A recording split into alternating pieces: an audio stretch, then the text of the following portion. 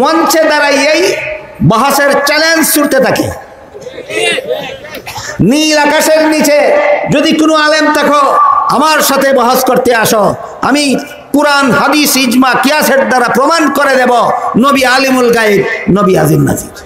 দলিলের জুড়ে না সাফার জুড়ে? সাফার জুড়ে। ফতেঘাটে বহসের চ্যালেঞ্জ চুরে কারা, এটা বোঝার জন্য একটা উদাহরণ দিয়ে শুনেন। কোনো সময় কেউ দেখেছেন বাজারের রাস্তার মুড়ে দাঁড়াইয়া হাতুড়ে ডাক্তারেরা ক্যানভাসারেরা ঔষধ বেচে? দেখেছেন? আমার জীবনে বহু দেখেছি। রেলগাড়ির ভিতরে লেকচার দিয়ে ঔষধ বেচে, বাসের ভিতরে লেকচার দিয়ে ঔষধ বেচে, বাজারের মুড়ে দাঁড়াইয়া রাস্তার মুড়ে দাঁড়াইয়া লেকচার দিয়ে ঔষধ বেচে। এরা এত বড় শিক্ষিত, কয় আজকে বেশি লম্বা লেস্কার দেব না। কেতনা বড় শিক্ষিত, আজকে বেশি লম্বা লেস্কার দেব না, এত বড় শিক্ষিত। কিন্তু চ্যালেঞ্জটা কেমন দেয়? বাংলাদেশে যত MBBS ডাক্তার আছে, যত FRCR ডাক্তার আছে, সবাইকে চ্যালেঞ্জ করলাম, বাফের বেটা হইলে আমার ঔষধে ভুল ধরে দাও, রাইফেলের গুলির মিস আছে, আমার গুলির মিস নাই। MBBS ডাক্তারে চ্যালেঞ্জ করে, FRCR ডাক্তারে চ্যালেঞ্জ করে না, যে লেস্কার দেয় হ্যাঁ না চ্যালেঞ্জ করে। কাজেই যার ফেডের ভিতরে এলেমে ভরা হে ফতেঘাটে বহসের চ্যালেঞ্জ করে না, আর যার ফেডের ভিতরে মাল নাই ওই লেস্কারের মতো হে চ্যালেঞ্জ ছাড়া কোনো পুঞ্জি নাই। আরেকটা সহজ উদাহরণ দিয়ে শুনেন। গাভী বাচ্চা দেয় না ডিম পারে? বাচ্চা দেয়। ইন্দুরের সমান? ইঁদুর বিড়ালের সমান না একটা ছাগল থেকে বড়? এত বড় বাচ্চা দিয়ে আরাও করে না, কেউ শুনে না বাচ্চা দিল কি না দিল। মুরগি ডিম পারে না বাচ্চা দেয়? বিড়ালের সমান? ইঁদুরের সমান না, বাতারির সমান। একটা বাতারির সমান একটা ডিম ভাইরা চিল্লাইয়া সারা বাড়ি গরম করে দেয়, সমস্ত মহল্লা গরম করে ফেলায়। এত বড় বাছুর জন্ম দিয়ে রাও করলো না, আর এমন একটা আপেলের সমান একটা ডিম দিয়ে এত চিল্লাচিল্লি করে কেন? কারণ মাল নাই। বুঝে থাকলে বলেন, ফতেঘাটে বহসের চ্যালেঞ্জ ফিরে মুরগির মতো বাজার গরম করে কেন? মাল নাই। MBBS ডাক্তার কোনোদিন এই সমস্ত কারবার করে না। ব্যবস্থাপত্র লিখতে লিখতে দিন রাত সময় নাই, সে লেস্কার দিয়ে কবে আর চ্যালেঞ্জ করবে কবে। প্রায় সময় শোনা যায় এই বেদাতিরা, এই মুনাফিকরা আমার বিরুদ্ধেও চ্যালেঞ্জ করে। বেহায়া বেলাজা, তোরার বাপের সমসাময়িকের সাথে বহাস করি নাই?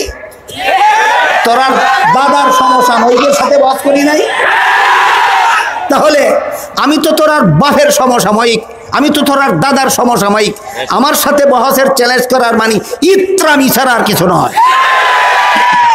শিয়ালে যদি সিংহরে যুদ্ধের জন্য চ্যালেঞ্জ করে, সিংহ যদি চ্যালেঞ্জটা গ্রহণ করে, এইটাই তো অপমান। তার সাথে চ্যালেঞ্জ গ্রহণ করছো, তুমি একটা বাঘ হইয়া শিয়ালের সাথে যুদ্ধের চ্যালেঞ্জ গ্রহণ করতে পারো না?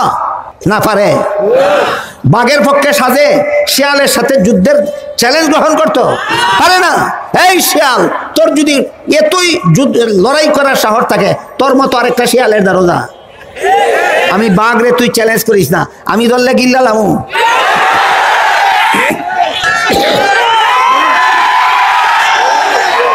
এরপরে কি কয় জানেন? এরপরে কয় এতগুলি বহসে যে আমরা জিতেছি, সবগুলি বহসে যে এই বেদাতি মুনাফিকরা হারছে, এর বলে কোনো প্রমাণ নাই।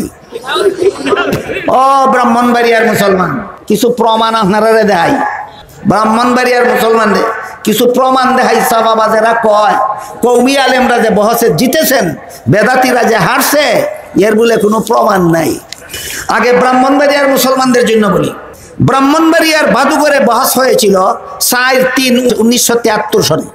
ব্রাহ্মণবাড়িয়ার বাদুগরে বেদাতিদের সাথে কওমি আলেমদের বহস হয়েছিল 24-3-1973 সালে। এই বহসে প্রশাসনিক দায়িত্বে ছিলেন জনাব আনসার আলী সিদ্দিকী, মহকুমা প্রশাসক বিবারিয়া। সুতরাং এটা একটা মিথ্যা কথা না বাস্তব? এত জ্বলন্ত প্রমাণ সামনে তুই যদি কোনো সাহাবাদে কয় প্রমাণ নাই, এরা চামচিকা বলতে হয়। চামচিকা চিনেন আপনারা? কলাবাদুর চিনেন? চোখে কম দেখে দিনের বেলায়, এই জন্য সন্ধ্যাবেলায় বের হয় ঘর থেকে, বাসার থেকে, আর ভোরবেলায় বের হয়। সূর্যের আলো বরদাস্ত করতে পারে না। সূর্য উদয় হলে বলে এই সূর্য পৃথিবীটা অন্ধকার করে ফেলেছে। সূর্যের যে কোনো আলো আছে এর কোনো প্রমাণ নাই। শামসরায় যদি কয় সূর্যের যে আলু আছে এর কোনো প্রমাণ নাই, কলাবাদুরে যদি কয় সূর্যের যে আলু আছে এর কোনো প্রমাণ নাই, তাইলে এ যেমন চাপাবাজ, ঠিক তেমনি ভাবে কোনো বেদাতি যদি বলে কওমি আলেমরা বহসে জিতেছিলেন, এর কোনো প্রমাণ নাই। ও চামচিকা আর কলাবাদুর ছাড়া আর কিছু নয়। এরপরে নরসিংদী গাগটিয়া স্কুল মাঠের বহস হয়েছিল 10/9/1984 সালে। বিচারক এবং সভাপতি ছিলেন জনাব আব্দুল বারী সাহেব, চেয়ারম্যান মহেশপুর ইউনিয়ন, রায়পুরা, নরসিংদী। অথচ কোনো প্রমাণ নাই। তাহলে যারা কয় প্রমাণ নাই, এদের স্থান চামচিকার ঊর্ধ্বে নাই। এই 2 নম্বর বহসে আমি নিজে ছিলাম কওমি আলেমদের পক্ষ থেকে অন্যান্য উলামায়ে কেরামের সাথে। 2 নম্বর বহসে আমি নিজে ছিলাম। 3 নম্বর নরসিংদী শিবপুরের বহস হয়েছিল 12/12/1992 সালে। প্রশাসনিক দায়িত্বে ছিলেন জনাব ফজলুল হক, এসআই, নরসিংদী জেলা। সুতরাং কোনো প্রমাণ নাই। না, সরকারি কর্মকর্তাগণ দায়িত্বে ছিলেন। সরকারি কর্মকর্তাগণের দায়িত্বে বহস করার পরেও যদি বেঈমানেরা, মুনাফিকেরা, বেদাতিরা বলে প্রমাণ নাই, তাহলে আপনারাই চিন্তা করে দেখুন, প্রশাসনের তত্ত্বাবধান ছাড়া এই বাটপারদের সাথে বহস করতে গেলে স্বীকার করবে কোনোদিন? এই জন্য পরিষ্কার ভাষায় বলে দিতে চাই, বাহাস করিস না।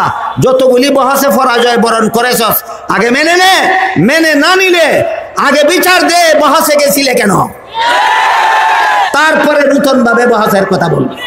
4 নম্বর কিশোরগঞ্জের বাজিতপুরের বহস হয়েছিল 18/9/1993 সালে। সেই বহসেও কওমি আলিমদের পক্ষ থেকে আমি ছিলাম। সেই বহসের বিচারক ছিলেন জাতীয় মসজিদের খতিব আল্লামা উবাইদুল হক রহমতুল্লাহি আলাইহি। রায় আমাদের পক্ষে এসেছে, সবগুলি বহসের রায় আমাদের পক্ষে এসেছে। সবগুলি বহসে চাপাবাজের দল, বিলাতির দল, মুনাফিকের দল শোচনীয়ভাবে পরাজিত হয়েছে। 5 নম্বর ঐতিহাসিক নেত্রকোনার বহস। জানে না বাংলাদেশের কোনো মুসলমান, জানে না দুনিয়ার কোনো মুসলমান, চাপাবাজের দলে কয় কোনো প্রমাণ বলে নাই। চামচিকা যেভাবে সূর্যের আলো আছে বলে কোনো প্রমাণ নাই কয়, ঠিক তেমনি ভাবে চাপাবাজের দল এই সমস্ত বহসের বলে কোনো প্রমাণ নাই কয়। হুজুর আমার পাশে ছিলেন নেত্রকোনার বহসে। আসলে নেত্রকোনার বহসটা আগাগোড়া সম্পন্ন করেছেন ব্রাহ্মণবাড়িয়া জামিয়া ইউনুসিয়ার উস্তাদগণ। আমার মতো গুনাহগারকে কথা বলতে দিয়েছিলেন, এই জন্য কাম সব তারার আর নাম হইয়া গেছে আমার। বলুন, কাম ছিল আমার না কাম তারাই করছিলেন? ব্রাহ্মণবাড়িয়া জামিয়া ইউনুসিয়ার উস্তাদগণ ইনিও আমার সাথে ছিলেন। কাম সব তারা করছেন, আমি কথা বলছিলাম, এই জন্য নাম আমার হয়ে গেছে। যে শুধু নাম কামে তারা ছিলেন, তারা কওমি আলেম না, তারাও ওয়াহাবি। ঐতিহাসিক নেত্রকোনার বহস অনুষ্ঠিত হয়েছিল 1997 সালে। কবে? 1997 সালে ঐতিহাসিক নেত্রকোনার বহস হয়েছিল। প্রশাসনিক দায়িত্বে ছিলেন, প্রশাসনিকও ছিলেন তিনি, এবং বিচারকও ছিলেন জনাব আলী আকবর হোসেন আকন, জেলা প্রশাসক নেত্রকোনা। নেত্রকোনার জেলা প্রশাসকের তত্ত্বাবধানে, নেত্রকোনার জেলা প্রশাসকের সভাপতিত্বে ঐতিহাসিক নেত্রকোনার বহসে বেদাতিরা শোচনীয়ভাবে, অপমানজনকভাবে পরাজিত হয়েছিল। কওমি আলেমগণ বিজয়ী হয়েছিল। মহু আমিন। 6 নম্বর নরসিংদী রায়পুরা বহস। এই বহসে এই বেদাতি বাহাদুর প্রচার করেছিলেন লা ইলাহা ইল্লাল্লাহ, এই বাক্যের শেষ শব্দ হইল আল্লাহ, আর মুহাম্মাদুর রাসূলুল্লাহ এই বাক্যের প্রথম শব্দ হইল মুহাম্মদ। কলেমায়ে তয়্যিবার মধ্যে দেখা যায় আল্লাহ আর মুহাম্মদ পাশাপাশি, মধ্যে কোনো অব্যয় পদ নাই, ওয়া নাই এবং নাই। আমি এবং সভাপতি বললে বুঝায় আমি একজন, সভাপতি আর একজন। আর যদি বলে আমি সভাপতি, তাইলে বুঝায় আমি যিনি সভাপতি চিনি। কাজেই লা ইলাহা ইল্লাল্লাহু মুহাম্মাদুর রাসূলুল্লাহ মধ্যে আল্লাহর পরে যেহেতু এবং নাই, এবং ছাড়া মুহাম্মদ বলা হয়েছে, কাজেই প্রমাণ হইল আল্লাহ যিনি, মুহাম্মদ তিনি। একটা মানুষ কাফির হইবার আর কত বাকি থাকে? যখন বলে আল্লাহ যিনি, মুহাম্মদ তিনি, এই বেদাতির দল, এই মুনাফিকের দল, এই জশ্নে জুলুসের দল, এই কুফরি কথা প্রচার করেছিল নরসিংদী রায়পুরায়, এর বিরুদ্ধে বহস হয়েছিল হক্কানি উলামায়ে কেরামের, কওমি আলেমগণের 30/12/1998 সালে। 30/12/1998 সালে যিনি এই সমস্ত কুফরি কথা প্রচার করেছিলেন, তার নামের সাথে একটা উপাধি আছে জেহাদি। তার নামের সাথে একটা উপাধি আছে জেহাদি। নামটা আমার মুখে উচ্চারণ করব না, আমার হায়া লজ্জা আছে, আমার হায়া লজ্জা আছে। তোমার মতো বেহায়ার নাম আমার মুখে উচ্চারণ করতে পারি না, তোমার মতো বেলাদার নাম আমার মুখে উচ্চারণ করতে পারি না। তার নামের সাথে একটা উপাধি লেখা আছে জেহাদি। জেহাদি শব্দের বাংলা অর্থ হইল যোদ্ধা। জেহাদি শব্দের বাংলা অর্থ হইল যোদ্ধা।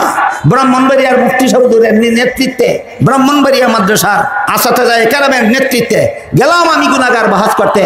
জেহাদি, বীর যোদ্ধা জেহাদি যিনি এই ফিতনা ছড়াইছিলেন, তিনি পলায়ন করেননি, উপস্থিতই হননি।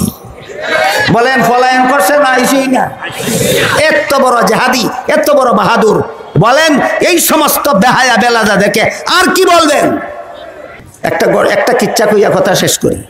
দুই লোকে কুস্তি লাগছে, কুস্তি বুঝেন? দুই লোকে কুস্তি লাগছে, লাগিয়া একজন সিট্টুইয়া ভরছে তলে, আরেকজন আপ্পাদা ভরছে উপরে। জিচ্চাকে যে তলে ভরছে না উপরে, যেটা তলে ভরছে এটা আসছে না, তো লজ্জা হইব না সমাজ? আরম্ভ করছে সাফাবাজি। এই বেটা, আমি তোর তলে ভরছি সিট্টুইয়া, সিট্টুইয়া ভরলে দৃষ্টি উপর দিকে তাকে, আমি আসমান দেখছি, আর তুই আমার উপরে আপ্পাদা ভরছস, তোর দৃষ্টি ছিল নিচের দিকে, তুই মাটি দেখছস, মাটি দেখলে দিতে না, আসমান দেখলে দিতে। এই বেহায়ারে আড়াইবকে, এই বেলাজারে আড়াইবকে, এই সমস্ত সাহাবাদের দলিল এই রকমের বেহায়া আর বেলাজা। এই জন্য এরা যদি আর কোনোদিন বাহাস জপে, প্রথম নম্বর কথা, কার সাথে বহস করবা? যারা তোমরা বাপের সাথে বহস করছে, তোমাদের সাথে তাদের বহস সাজে না। তোমাদের দাদার সাথে যারা বহস করছে, এদের সাথে তোমাদের বহস সাজে না। তোমরা যদি বহস করতে হয়, তাহলে বড় বড় আলেমদের কথা বলবো না, আমি হইলাম সবচেয়ে ছোট আলেম। আমার ছাত্রের ছাত্রর সাথে বহস করো গিয়া।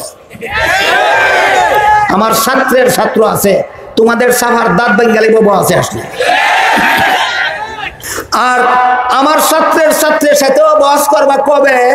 এতগুলি বহসে, যতগুলি বহসের কথা শুনাইলাম, মাত্র কয়েকটা এখানে শুনাইছি, আরো বিস্তারিত লেখা আছে আমার এই বইয়ে, প্রকৃত আহলে সুন্নাত ওয়াল জামাত পরিচিতি। এই বইয়ে বিস্তারিতভাবে এরা কত বহসে, কোন দিন কোন তারিখে, কার সভাপতিত্বে কি পরিমাণ পরাজিত হয়েছে বিস্তারিতভাবে পাবেন। মাত্র 6টা বহসের কথা শুনাইছি। এতগুলি বহসে পরাজিত হইলে তোরা পরাজয় স্বীকার কর, আর আগে বিচার দে। পরাজিত হইয়া আবার বহস করতে বলস কেন? তারপরে আমার ছাত্ররা রেডি আছে জীবনভর, তা আমার ছাত্রদের সাথে গিয়ে বহস কর। ব্রাহ্মণবাড়িয়ার মুফতি সাহেব হুজুর রহমতুল্লাহি আলাইহি আমার মতো আলেম ছিলেন না, অনেক বড় আলেম ছিলেন। ব্রাহ্মণবাড়িয়ার বড় হুজুর রহমতুল্লাহি আলাইহি আমার মতো আলেম ছিলেন না, অনেক বড় আলেম ছিলেন। ব্রাহ্মণবাড়িয়ার ফখরে বাঙ্গাল রহমতুল্লাহ আলাইহি আমার মতো আলেম ছিলেন না, অনেক বড় আলেম ছিলেন। এই জন্য তাদের ছাত্রের কথা বললে তাদের ছাত্রের অপমান হয়। এই জন্য আমি তাদের সকলের ছোট। আমার ছাত্রদের সাথে কোনো বেদাতীদের যদি শখ থাকে, স্বাদ থাকে, এতই সাধনা থাকে, এতই আকাঙ্ক্ষা থাকে বহস করার, আমার মতো নগণ্যের ছাত্রদের সাথে গিয়ে বহস করো। বুঝে থাকলে বলুন, বহস না চাপাবাজি?